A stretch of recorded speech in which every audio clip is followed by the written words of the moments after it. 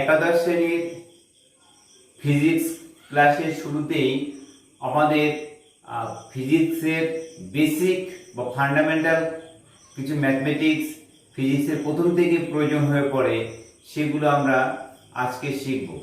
তো ফিজিক্স সাবজেক্টটাই সম্পূর্ণ ম্যাথমেটিক্সের উপর বেস করে দাঁড়িয়ে আছে। ম্যাথের যত ফর্মুলা আছে সব ফর্মুলাগুলো ফিজিক্সের বিভিন্ন জায়গায় প্রয়োগ যেমন রয়েছে। ম্যাথমেটিক্সের এই যাবৎ তোমরা দশম শ্রেণী পর্যন্ত যেগুলো শিখে এসছো, বিভিন্ন বীজগাণিতিক সূত্রগুলো, জ্যামিতির প্রপার্টি বা ধর্মগুলো বা উপপাদ্যগুলো লেগেছে, সেগুলো যেমন কাজে লাগবে। এরপর হায়ার ম্যাথমেটিক্সগুলো কিছু কিছু কাজে লাগবে। তার মধ্যে দুটো উল্লেখযোগ্য বিষয় হচ্ছে ডেরিভেটিভ বা অবকলন, ইন্টিগ্রাল বা সমাকলন। এই দুটো আমাদের ভীষণভাবে প্রয়োজন হয়ে পড়ে। এগুলো তোমরা যেমন ডেরিভেটিভটা তোমরা 11-এর শেষের দিকে শিখবে, আর ইন্টিগ্রালটা 12-এ প্রথমে এসে উঠে শিখবে। তো ডেরিভেটিভ এবং ইন্টিগ্রালগুলো তোমরা 11 বা 12-এ শিখবে ঠিকই, কিন্তু ফিজিক্সের ক্ষেত্রে এটা একদম প্রথম দিন থেকেই লাগবে। এই জন্য ডেরিভেটিভ এবং ইন্টিগ্রালের প্রাথমিক ধারণাটা তোমাদের প্রথমেই কিছুটা আয়ত্ত করে নিতে হবে, নাহলে প্রত্যেকটা চ্যাপ্টারে গিয়েই তোমরা সমস্যার সম্মুখীন হবে। সুতরাং ডেরিভেটিভ এবং ইন্টিগ্রাল এটা আমরা শুরুতেই শিখে নেব। এই জন্য এটাকে আমরা বলছি বেসিক ম্যাথ ফর ফিজিক্স। একদম ফিজিক্সের প্রত্যেকটা জায়গায় এই ডেরিভেটিভ এবং ইন্টিগ্রালটা কাজে লাগে বলে এটাকে আমরা ওই জন্য বেসিক ম্যাথ বলে থাকি। তো ফিজিক্সের ডেরিভেটিভটা শিখতে গিয়ে যে যে রাশিগুলোর প্রয়োজন হবে বা যে যে জিনিসগুলো শিখতে হবে, সেগুলো নিয়ে তোমাদের একটু আলোচনা করছি এখানে। প্রথমে কোন একটা রাশি, ধরো একটা রাশি ধরলাম এক্স একটা রাশি। এক্স একটা রাশি কিরকম, মনে করো আমি একটা বস্তু ধরলাম, এটা হচ্ছে এক্স। এই বস্তুটাকে আমি অসংখ্য ছোট ছোট এরকম সেকশন হিসাবে বিবেচনা করলাম। এই টোটাল বস্তুটা হচ্ছে এক্স।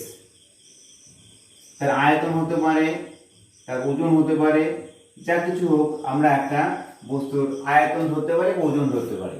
এই বস্তুটার টোটাল আয়তন যদি এক্স হয়, আমি তার মধ্যে ছোট্ট একটা অংশ নিলাম, এই যে এটাকে এখানে মার্ক করলাম, আমি এরকম ক্রস দিয়ে একটা মার্ক করলাম, এটা একটা ছোট্ট একটা অংশ নিলাম। তাহলে পুরো রাশিটার আয়তন যদি এক্স হয়, তার মধ্যে একটা ছোট্ট একটা অংশ নিলাম, এই ছোট্ট এই অংশটার ওজন কত হবে, আয়তন কত হবে? ছোট্ট এই যে অংশটা, তার আয়তন হবে ডেল্টা, এরকম delta x or D x. এইভাবে বলবো। ফিজিক্সের ক্ষেত্রে এটা কিন্তু একটা ইম্পর্টেন্ট নোট, যে কি কোন একটা বৃহত্তম রাশির তার একটা স্মল পার্ট, সেটাকে আমরা ডেল্টা ধরতে পারি বা ডি ধরতে পারি। যদি টোটাল রাশিটা এক্স হয়, তাহলে তার একটা ক্ষুদ্র অংশ ডেল্টা এক্স হবে বা ডিএক্স হবে। তাহলে ফিজিক্সের ক্ষেত্রে বৃহত্তম কোন একটা রাশি যদি হয়, তার একটা স্মল পার্ট, সেটাকে ডেল্টা ধরতে হবে। এই জন্য আমরা ধরলাম এক্স এর ক্ষুদ্র অংশ। এই এক্স এর ক্ষুদ্র অংশকে আমরা কি দ্বারা প্রকাশ করব? ডেল্টা এক্স লিখব। যদি এইভাবে ওয়াই এর ক্ষুদ্র অংশ, সেটাকে আমরা কি লিখব? ডেল্টা ওয়াই লিখব। যদি জেড একটা রাশি হয়, জেড এর ক্ষুদ্র অংশ, সেটাকে আমরা লিখব ডেল্টা জেড। এইভাবে যে কোনো একটা বৃহত্তম রাশি যদি দেওয়া থাকে, তার একটা ক্ষুদ্র অংশ কত হবে, সেই ক্ষুদ্র অংশটাকে এইভাবে ডেল্টা এক্স বা ডিএক্স এই ফরমেশনে আমরা লিখবো। এটা ফিজিক্সের ক্ষেত্রে লিখতে হয়। তোমরা যদি কোনো একটা জায়গায় ফিজিক্সের ক্ষেত্রে ডেল্টা এক্স বা ডিএক্স পেয়ে থাকো, তাহলে বুঝবে বৃহত্তম একটা রাশি, তার একটা ক্ষুদ্র অংশ, এটা ভীষণ বড় মাপের একটা রাশি ছিল, তার একটা স্মল পার্ট, এই স্মল পার্টটাকেই ডেল্টা এক্স বা ডিএক্স দ্বারা লেখা হয়েছে। তাহলে এই ডিএক্স বা ডেল্টা এক্স কি, এটা আমরা শিখলাম। আর একটা নাম দ্বারা ডিএক্স কে লেখা হয়, সেটা হচ্ছে কোনো একটা রাশির পরিবর্তন। এই কোনো একটা রাশির পরিবর্তনটাকেও ডিএক্স বা ডেল্টা এক্স লেখা হয়। ধরো আজকের একটা জিনিসের দাম ছিল x1, সেই দামটাকে ধরলাম, সেটা ধরলাম 100 টাকা। 100 টাকার একটা জিনিস ছিল, আগামীকাল বাজারে গিয়ে দেখলে সেই জিনিসটার দাম x2 = 100.50 টাকা। মানে আমরা প্রথম দিন দেখলাম 100 টাকা, পরের দিন দেখলাম 100.05 টাকা, এটা দেওয়া আছে। তাহলে যে জিনিসের দাম ছিল 100 টাকা, পরের দিন দেখলে 100.50 পয়সা, বা আমি ধরলাম 101 টাকা ধরলাম, আমার সুবিধার্থে 101 টাকা ধরলাম। তাহলে 1 টাকা যে জিনিসটার দাম ছিল 100, পরের দিন গিয়ে দেখলে 101 টাকা। তাহলে ওই যে 100 টাকার জিনিস পরের দিন গিয়ে দেখলে 101 টাকা, তাহলে দাম কিন্তু এখানে বেড়ে গেছে। কতটা দাম বৃদ্ধি পেয়েছে? সেই দাম বৃদ্ধিটা হচ্ছে 101 মাইনাস 100। এই যে দামের বৃদ্ধি বা পরিবর্তন এটাকে বলতে পারে, অর্থাৎ দামের যে পরিবর্তন হয়েছে সেই পরিবর্তনটা কত? 101 মাইনাস 100 সমান সমান 1 টাকা। তাহলে আমরা এই দামের পরিবর্তন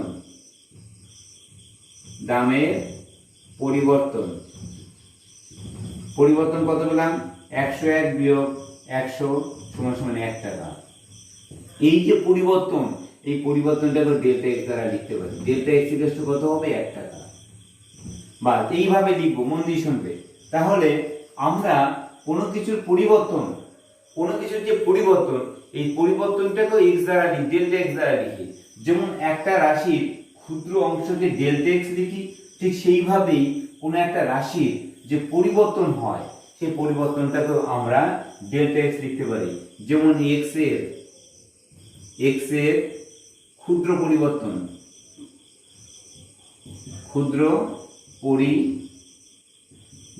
এক্স এর যে ক্ষুদ্র পরিবর্তন সেটাকে আমরা ডেল্টা এক্স লিখতে পারি। একইভাবে ওয়াই এর ক্ষুদ্র পরিবর্তন সেটাকে আমরা ডেল্টা ওয়াই লিখতে পারি। যদি এরকম পি একটা রাশি থাকে, পি এর ক্ষুদ্র পরিবর্তন সেটাকে আমরা ডেল্টা পি দ্বারা লিখতে পারি। তো ডেল্টা এক্স দ্বারা দুটো রাশিকে ইন্ডিকেট করছে। একটা হচ্ছে বড় একটা রাশি, তার ক্ষুদ্র অংশ, সেটাকে ডেল্টা এক্স হতে পারে।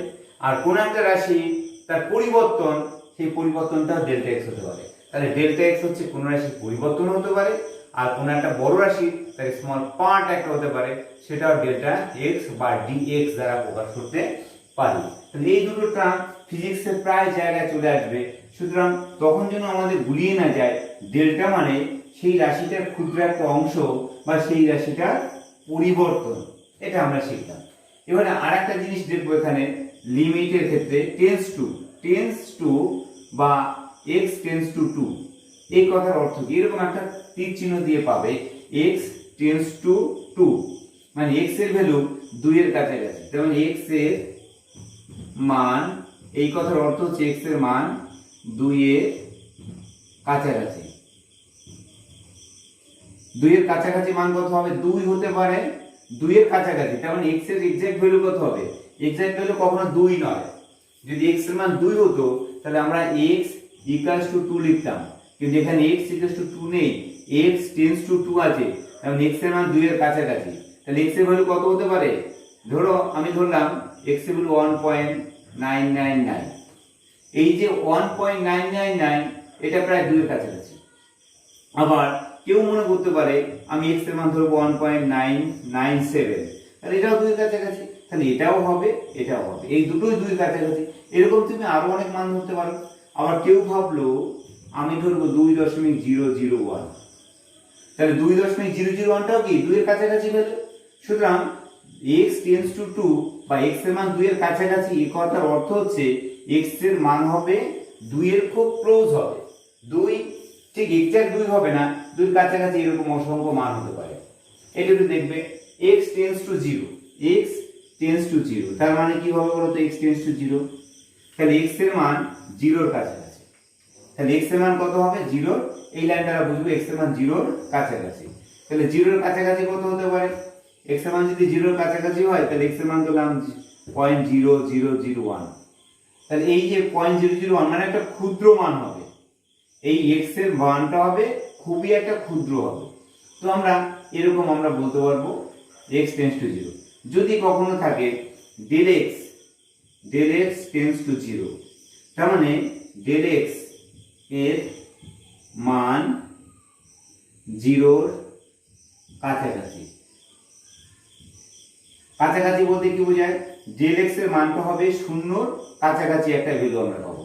তাহলে এইটা হচ্ছে del x টেন্স টু 0। এবার x টা যদি পরিবর্তন হয়, x এর del x টা যদি x এর পরিবর্তন হয়, তাহলে এই পরিবর্তনটা হবে 0 এর কাছাকাছি।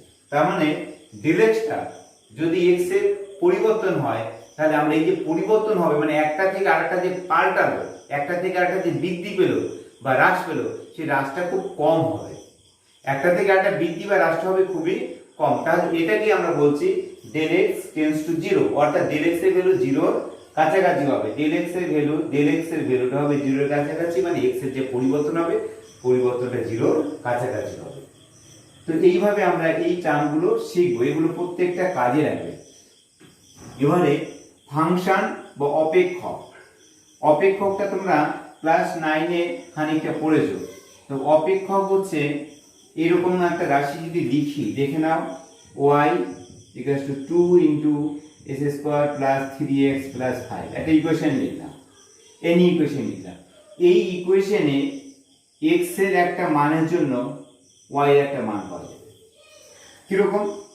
ধরলাম x ইকুয়ালস টু 1, x যদি 1 হয় y কত হবে দেখো হিসাব করে। x এর মান 1 হলে y এর মান কত হবে? 2 ইন্টু 1 স্কোয়ার মানে 2, 3 ইন্টু 1 মানে 3 ইন্টু 5, তাহলে y এর মান তুমি পাবে 10। যদি x এর মান 2 ধরো তাহলে কত হয়? 2 x এর জায়গায় 2 বসাও, 2 স্কোয়ার মানে 4 ইন্টু 2 8, 3 ইন্টু 2 6, 8 আর 6 হচ্ছে এখানে 14 14, আর y মান 5, এখানে 5 রয়েছে প্লাস, তাহলে 19 পেলাম। এইভাবে x এর মান যদি 3 ধরো তাহলে তুমি একটা y মান পাবে, 4 ধরে একটা পাবে, 5 ধরে পাবে। এখানে একটা x এর মানের জন্য একটা y মান পাবে। তাহলে এই x এর মানের উপর y মানটা নির্ভর করে, x এর মান যদি পাল্টে যায় y মানটাও পাল্টে যাবে। এই জন্য এটাকে লিখতে হয় এরকম, y is a function of x, x এর মানটা y মানটা x এর উপর সম্পূর্ণরূপে নির্ভর করে। এই জন্য লিখতে হয় এটা f, কিন্তু f ইকুয়ালস টু x, অর্থাৎ x y মান নির্ভর করছে কার উপরে? x এর উপরে। এই জন্য বলা হয় y is a function of x। এইভাবে বলা হয় y is a function of x, y ভ্যালুটা, এই যে y মানটা x এর উপর ডিপেন্ড করছে, তাহলে y is a function of x, y মানটা x এর উপর নির্ভর করে। এটা আমরা বলছি y এর মানটা হচ্ছে x এর উপর নির্ভর করে, এই জন্য y is a function of x। এটা মন দিয়ে শুনবে। এইবারে এই x এর যদি পরিবর্তন হয়, মনে করো x এর মান একটা পাল্টালো, 1 থেকে 2 হয়েছে, তাহলে y এর মানও একটা পরিবর্তন হবে। এই পরিবর্তন দুটোর যে অনুপাত হবে, এই অনুপাতটাকে আমরা ডেরিভেটিভ বলি। কিরকম একটু ভেবে দেখো। আমি যদি একটা ইকুয়েশন লিখলাম এরকম যে y is a function of x, y হচ্ছে কি x এর ফাংশন, এত যদি হয় হলে lim limit del x tends to 0, এই lim লিমিট del x টা টেন্ডস টু 0, এখানে dy বাই dx, এই যে অনুপাত হবে, এই অনুপাতের রেশিওটা হচ্ছে delta y by delta x এর অনুপাত হবে dy বাই dx হবে। একে অবকলন বলা হয়, অবকলন বলে। তাহলে একটা জিনিস মন দিয়ে শোনো, y is a function of x, y এর মান x এর উপর নির্ভর করছে, এরকম যদি হয় তাহলে y পরিবর্তন ডেল্টা y, তোমরা জানো ডেল্টা y মানে কি ছিল? y পরিবর্তন, আর ডেল্টা x হচ্ছে কি x এর পরিবর্তন। তাহলে y পরিবর্তন আর x এর পরিবর্তনের যে অনুপাত, এটা কিন্তু অনুপাত, দেখো ভাগ থাকা মানে অনুপাত। এই যে অনুপাত হবে, কখন অনুপাতটা নির্ণয় করব? এই অনুপাতটা নির্ণয় করব এমন ভাবে যখন এই ডেল x এর মানটা 0-র কাছাকাছি হবে, মানে ডেল x এর যে পরিবর্তন বা x এর যে পরিবর্তন ডেল x, সেই x এর পরিবর্তনটা হবে 0-র কাছাকাছি। যদি x এর পরিবর্তন 0-র কাছাকাছি হয়, তোমাদের এইভাবে লিখেছিলাম ডেল x বা x টেন্ডস টু 2, মানে x এর মান 2 এর কাছাকাছি, এরকম লিখেছিলাম। তাহলে ডেল x টেন্ডস টু 0, তখন ডেল x এর মান 0-র কাছাকাছি। ডেল x টা কি ছিল? x এর পরিবর্তন। তাহলে x এর পরিবর্তন যদি 0-র কাছাকাছি হয়, আর এটা lim লিমিট মানে একটা অপারেটিং সিস্টেম, মানে ম্যাথমেটিক্যাল একটা অপারেশন, এই লিমিট দিয়ে লিমিট, তাহলে limit del x tends to 0, অর্থাৎ del x টা হচ্ছে x এর পরিবর্তন যদি 0-র কাছাকাছি হয়, তখন y এর পরিবর্তন আর এক্স এর পরিবর্তন অনুপাত একটা ধ্রুবক হবে, এই ধ্রুবকটাকে dy/dx লিখতে হয়, এটাকে বলা হয় ডেরিভেটিভ অবকলন। তাহলে y যদি x এর ফাংশন হয় এবং y পরিবর্তন এবং x এর পরিবর্তনের যে অনুপাত হবে, অনুপাতটা কখন নির্ণয় করব? যখন ডেল x টা 0 এর কাছাকাছি হবে, অর্থাৎ x এর পরিবর্তন 0 এর কাছাকাছি হবে। x এর পরিবর্তন যদি 0 এর কাছাকাছি হয় তখন y পরিবর্তন এবং x এর পরিবর্তনের যে অনুপাত, এই অনুপাতটা হয় dy/dx। এই অনুপাতটা ধ্রুবক থাকে, সেই ধ্রুবক থেকে dy/dx লিখতে হয়, এটাকে বলা হয় অবকলন। তাহলে আমরা dy/dx এই যে টার্মটা পেলাম dy/dx, এই dy/dx টাকে আমরা বলছি অবকলন। অবকলন dy/dx মানে হচ্ছে অবকলন। এবার এই dy/dx এর মানেটা কি একটু বলতে হবে তোমাদের। dy/dx এই যে অবকলন করে যেটা পাবো, এই অবকলনের মানে হচ্ছে x এর সাপেক্ষে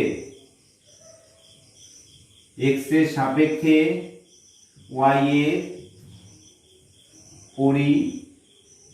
পরিবর্তনের হার। তাহলে x এর সাপেক্ষে এই dy/dx হচ্ছে কি x এর সাপেক্ষে y এর পরিবর্তনের হার। এই x টা কি উপরে আছে, নিচে আছে, এই নিচে যেটা থাকে সেটা x, t এর সঙ্গে x, তাহলে x, আর y টা উপরে আছে, তাহলে x এর সাপেক্ষে y এর পরিবর্তনের হার। এবার একটা জিনিস মনে রেখো, এখানে d আর d কেটে গিয়ে y/x হবে এরকম নয়। dy টা একটা রাশি, dx টা সম্পূর্ণ আলাদা একটা রাশি, কখনো দুটো গুণ আকারে নয় কিন্তু। ফলে এই যে d আর d কেটে দিয়ে y/x লিখবে এরকম লেখা যাবে না। তাহলে x এর সাপেক্ষে y এর পরিবর্তনের হার, এটাকে আমরা বলছি dy/dx। যদি এরকম থাকতো কোথাও ds/dt, তাহলে আমরা কি লিখতে পারতাম? ds/dt হচ্ছে কি তাহলে t এর সাপেক্ষে s এর পরিবর্তনের হার, এভাবে লিখতে পারতাম।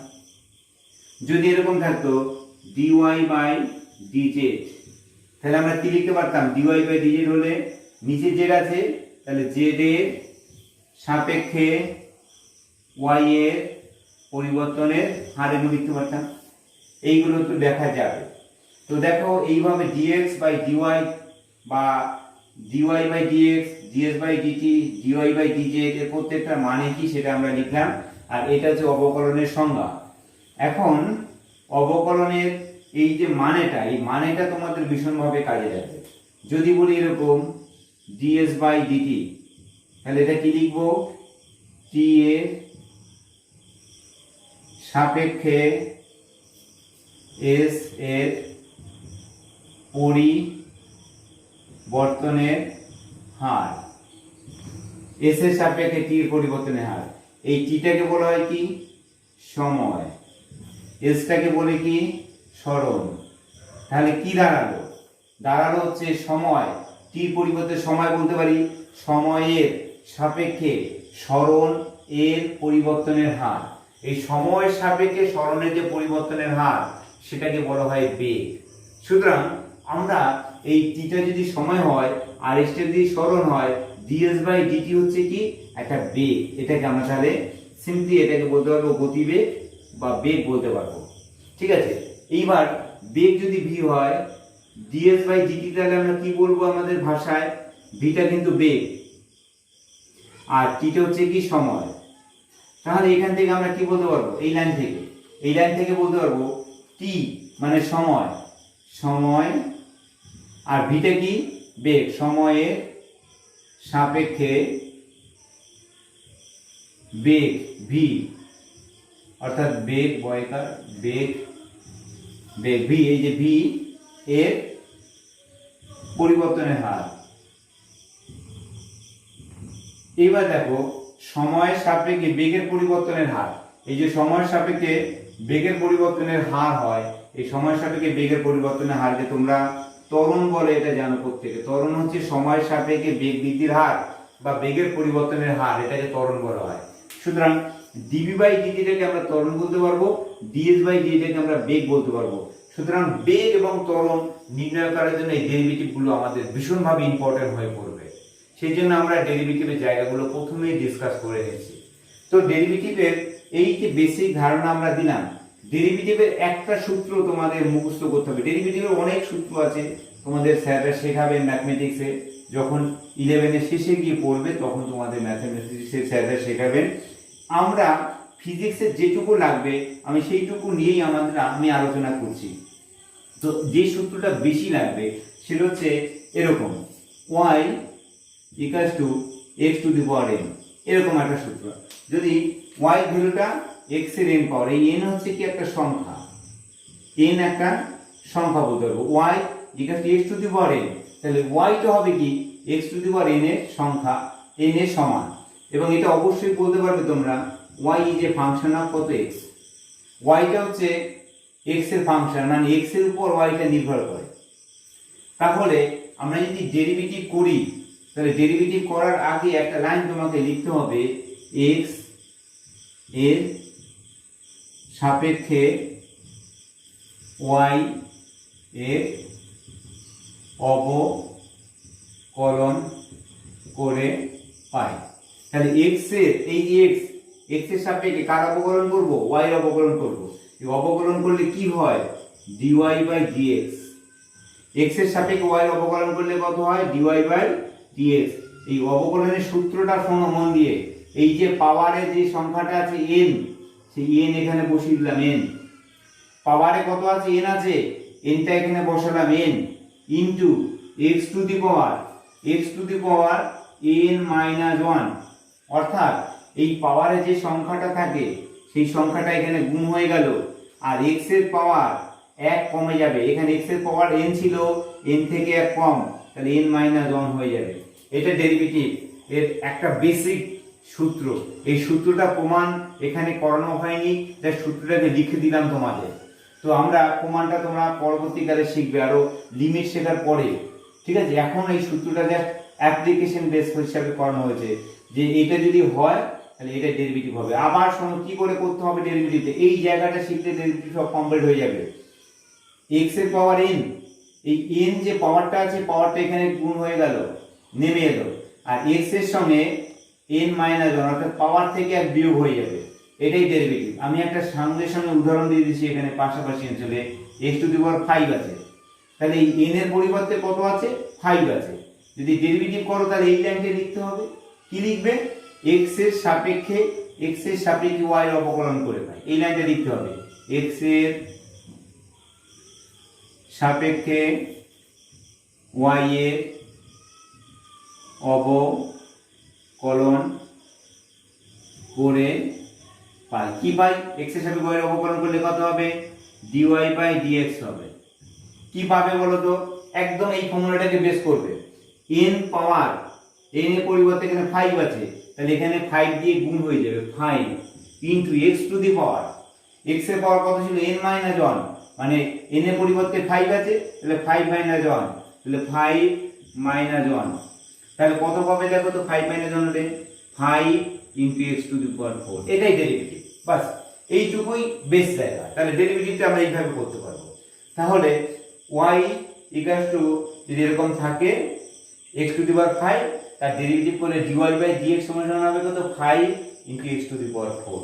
এই যে পাওয়ার যেটা থাকবে দেখো, পাওয়ারটা এখানে গুণ, আর x এর পাওয়ার n ছিল, n থেকে 1 বিয়োগ হয়ে যাবে, যা পাওয়ার থাকবে তার থেকে 1 কমে যাবে। আমি এখানে একটা লিখছি, দেখো এখানে একটা লিখছি y equals to, suppose y equals to x to the power 5 এর 2, x টু দি পাওয়ার 5 এর 2, মানে কি n এর পরিবর্তে কত আছে, 5 এর 2 রয়েছে। এটাকে যদি ডেরিভেটিভ করো তাহলে x এর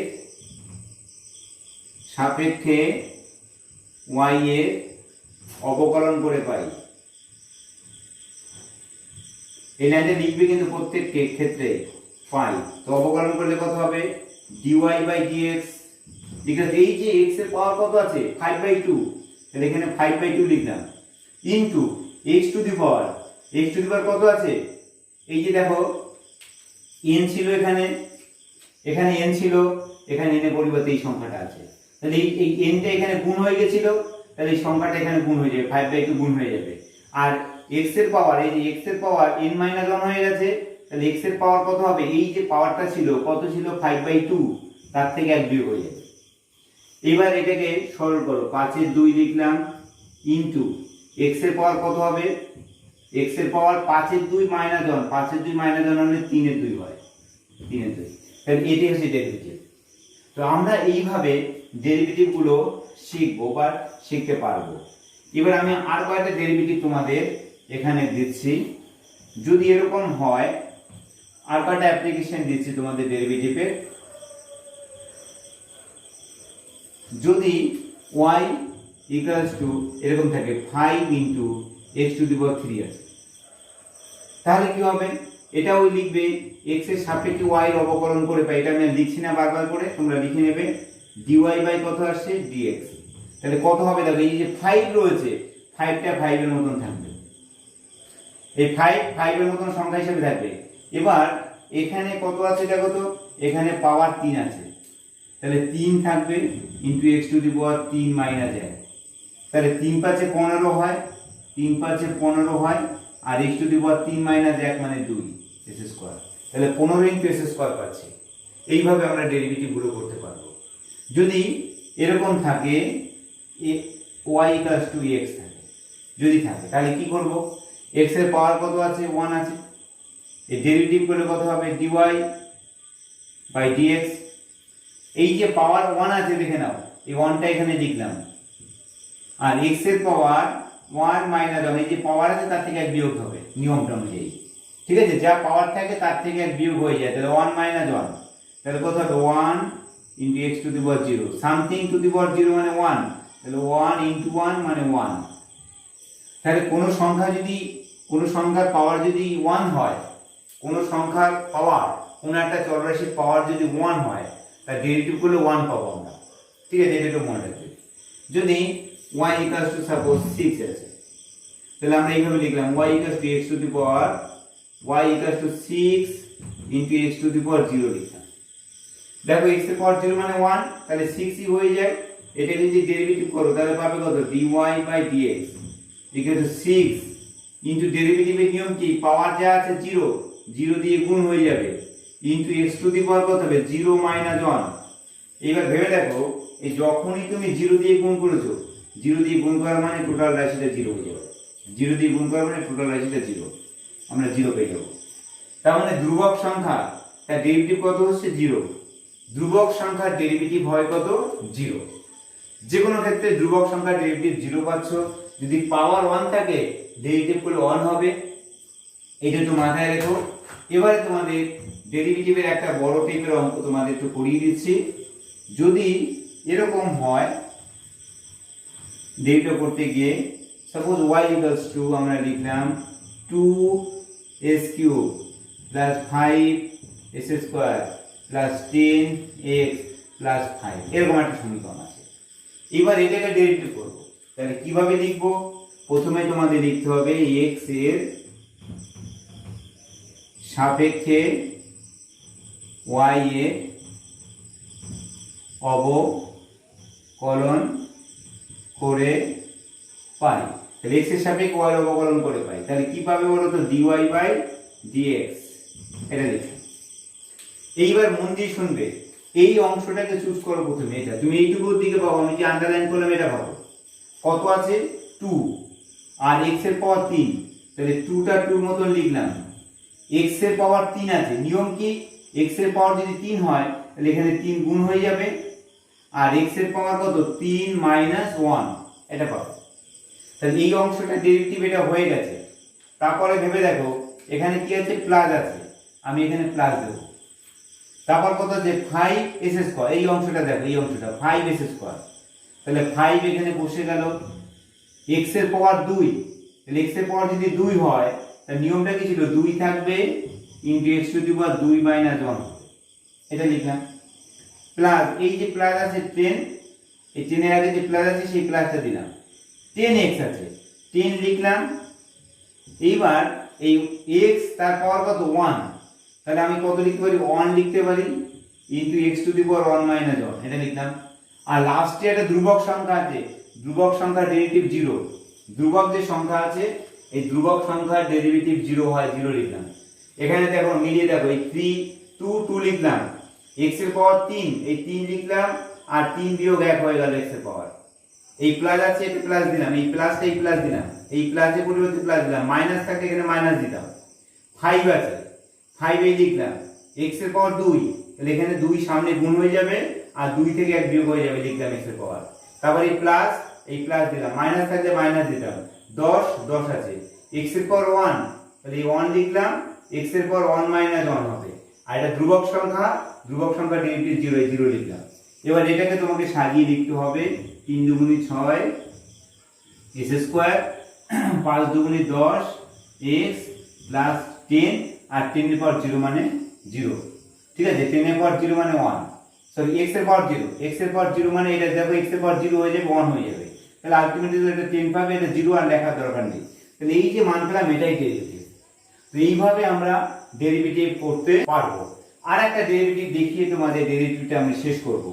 আর একটা ডেরিভেটিভ যদি এরকম দেখাই, s ইকুয়ালস টু, সবই তো x এবং y দিয়ে করেছি, x এবং y, এবার যদি অন্য কিছু একটা লেখা হয়, s equals to 3t square minus 2t plus 5, এরকম আছে। তাহলে এখানে দেখো s আর t, তাহলে s এর মান নির্ভর করবে কার উপরে? t এর উপরে। এই জন্য এখানে লিখবে t এর সাপেক্ষে s এর অবকলন করে পাই,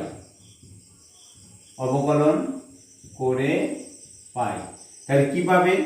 ds বাই dt, এটা লেখো, ds বাই dt লিখলাম। ds বাই dt কত হবে? এখানে 3 আছে, 3 লিখলাম, এই t power 2 into t two the power 2 minus 1, এখানে মাইনাস আছে, মাইনাস দিলাম, এখানে 2 আছে, 2 লিখলাম, t এর পাওয়ার কিছু নেই মানে 1 আছে, তাহলে into 1 into t two the power 1 minus 1, আর এটা ধ্রুবক সংখ্যা, ডেরিভেটিভ 0।